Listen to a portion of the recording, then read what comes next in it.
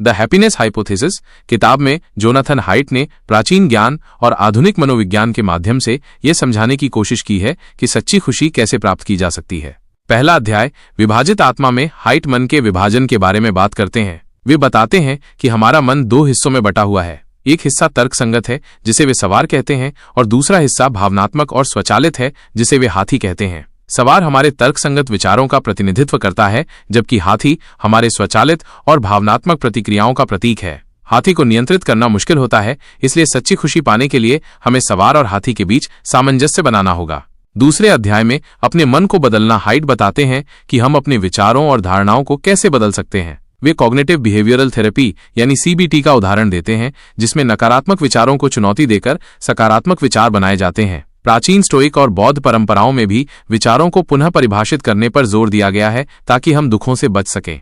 तीसरे अध्याय में प्रतिशोध और पारस्परिकता हाइट ये समझाते हैं कि मानव स्वभाव में पारस्परिकता और सहयोग का महत्व कितना बड़ा है। वे बताते हैं कि टिट फॉर टैट रणनीति जीवन में अक्सर काम करती है, जहां हम अच्छे के बदले अच्छा और बुरे के बदले बदला लेते हैं, लेकिन सच्ची खुशी के लिए प्रतिशोध को छोड़कर क्षमा को अपनाना जरूरी है। चौथे अध्याय में दूसरों की त्रुटियां हाइट बताते हैं कि हम अक्सर दूसरों की गलतियों को उनकी आदत या व्यक्तित्व से जोड़ते हैं, जबकि अपनी गलतियों को परिस्थितियों का दोष देते हैं। इसे वे फंडामेंटल एट्रीब्यूशन एरर कहते हैं। इस मानसिकता से बचने के लिए हमें दूसरों के नजरिए को समझने की कोशिश करनी चाहिए। पांचवें अध्याय में सुख की खोज में हाइट कहते हैं कि हमारी खुशी का लगभग 50% हिस्सा हमारे आनुवंशिक स्तर पर निर्धारित होता है। केवल 10% हमारी बाहरी परिस्थितियों पर निर्भर करता है और बाकी 40% हमारी अपनी गतिविधियों और जीवन के प्रति दृष्टिकोण पर निर्भर करता है। वे ये भी बताते हैं कि खुशी स्थायी नहीं होती। लोग सकारात्मक या नकारात्मक घटनाओं के बाद जल्दी ही अपने सामान्य स्तर पर लौट आते हैं।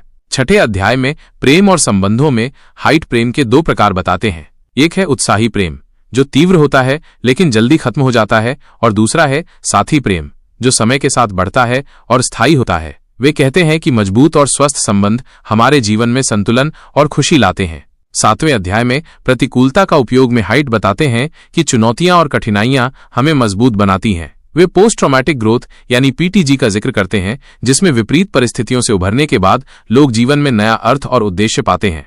आठवें अध्याय में गुण की प्रसन्नता में हाइट बताते हैं कि सच्ची खुशी अच्छे चरित्र और गुणों के विकास से आती है। अरस्तु के विचारों को आधार बनाते हुए वे कहते हैं कि सद्गुणों का अभ्यास जैसे दया, विनम्रता और ईमानदारी जीवन को खुशहाल बनाते हैं। 9वें अध्याय में ईश्वर के साथ या बिना दिव्यता में हाइट बताते हैं कि खुशी पाने के लिए जरूरी नहीं कि आप धार्मिक हों, लेकिन आध्यात्मिकता और आत्म परिवर्तन का अनुभव जरूरी है। वे बताते हैं कि प्रकृति कला या ध्यान के माध्यम से हम आश्चर्य और आत्मा की शांति महसूस कर सकते हैं।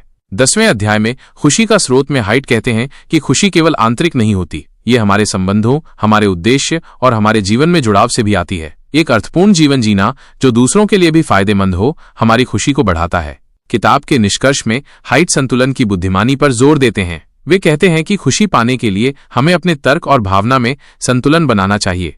तात्कालिक सुख और दीर्घकालिक अर्थ के बीच सामंजस्य बनाना जरूरी है। हमें अपने जीवन में ऐसे संबंध बनाने चाहिए जो हमें सशक्त करें और ऐसे कार्य करने चाहिए जिनसे हमें अर्थपूर्ण संतुष्टि मिले।